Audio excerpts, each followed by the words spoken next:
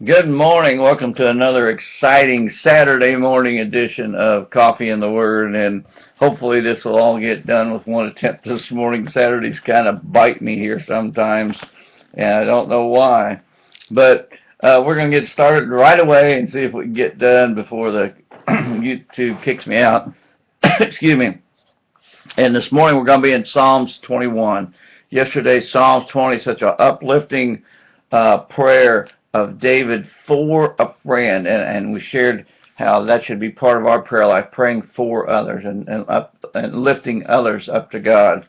And today, David is giving personal thanks and praise to God, and that should be very much a part of our daily conversations with God. So here we go.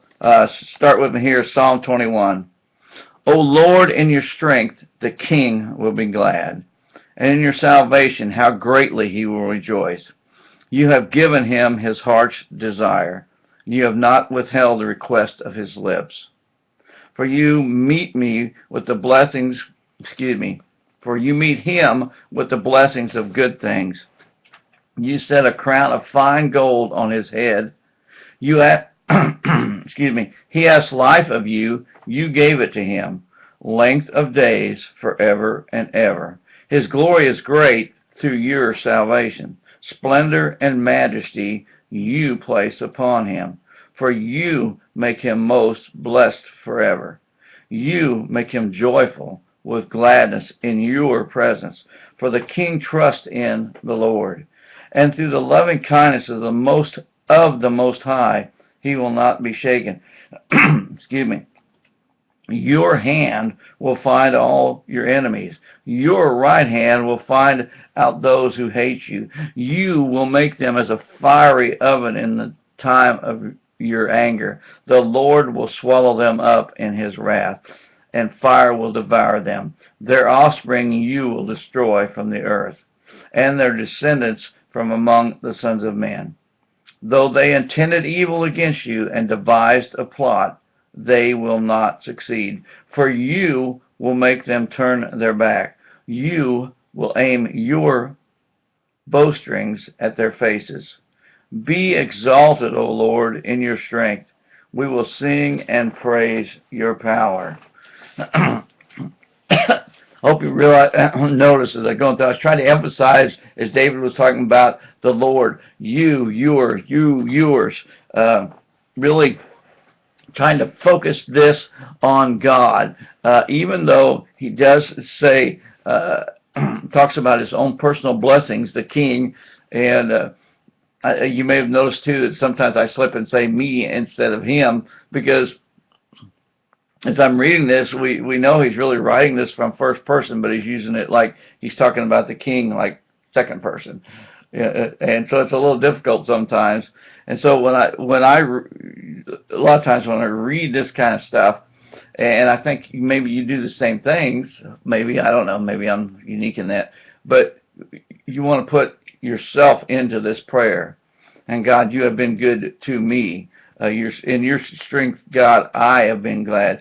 In your salvation, God, I have rejoiced.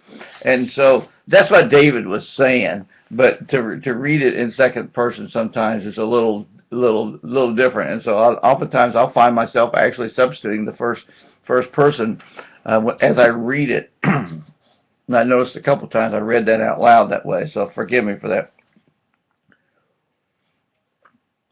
But again, David.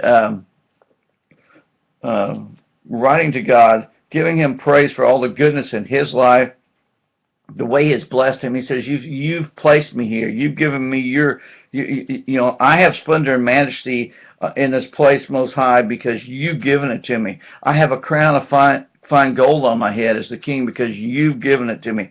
You've blessed my days. It goes on and on. My glory is great because of your salvation. In other words, this is kind of I know that I'm king because of you.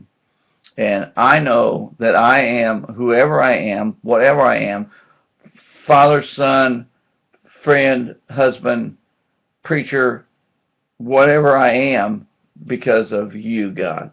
we need to recognize that and give that to him. Excuse me. David deals a little bit then with God dealing with his enemies and says, "You're going to conquer them. I'm rushing along. I know. I'm so afraid this thing's going to kick me off." And he points out that you're going to devour them. And in verse 11, I love this. Though they intended evil against you and devised a plot, they will not succeed. And gives us some language of God swallowing them up with fire, and it's really kind of cool. But here's one that, as an archer, as a bow hunter, I'm not really an archer, I'm a bow hunter. I sling some arrows at those deer. In verse 12, he says, "You will make them turn their back, and you will aim with your bowstring at their faces." Well, the two sentences kind of don't go together, because you get them to turn around, then you can't aim at their face. But so you can't really, they don't really go in one thought. I'm just picking that up as a bow hunter. If the deer turns away from you, you no longer have a shot at his face.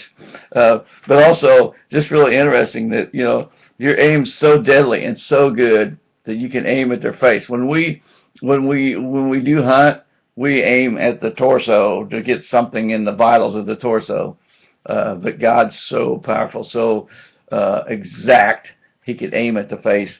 Just a little thing there kind of jumped out at me. Maybe I'm crazy. Okay. And then verse 13, "Be exalted, O Lord, in your strength. We will sing and praise your power." Just about time here for this thing to kick me off. I'm going to experiment. I'm getting off of here before it gets to 7 minutes. You guys have a great day. Get in Psalm 22, and we'll see you Monday morning.